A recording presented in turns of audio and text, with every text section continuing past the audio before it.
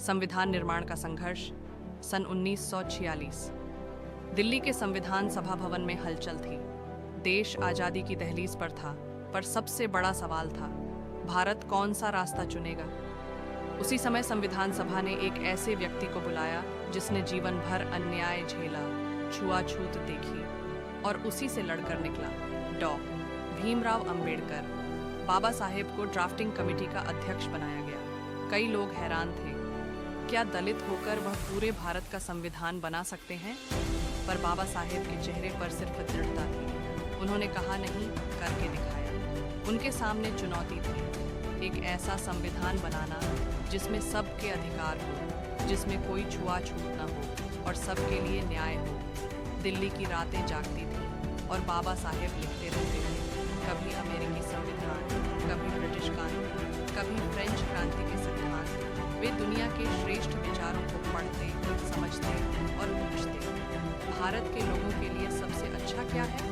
वे खाने का समय भूल जाते, नींद का समय भूल जाते, पर एक बात नहीं भूलते, भारत की जनता की तकलीफें। जब समानता, आरक्षण, छुआछूत निरोध और महिलाओं को अधिकार देने की बात आती, पूरी सभा में बहस छिड़ जाती।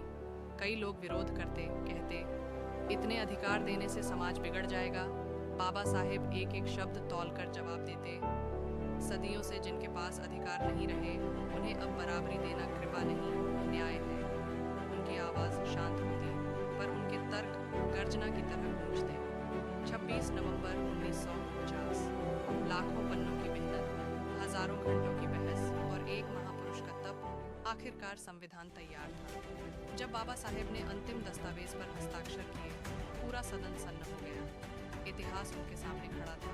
उन्होंने कहा, हमने सिर्फ कानून नहीं बनाया, हमने भारत का भविष्य लिखा है। ये संविधान उनका संघर्ष था, उनका सपना था, उनके दिल का भारत था। अंत आज हम अधिकारों की बात करते हैं, बराबरी की बात करते हैं, तो यह उसी व्यक्ति की मेहनत है जिसने रात दिन एक करके भारत का सर्वोत्तम लोकतांत्रिक संविधान रचा।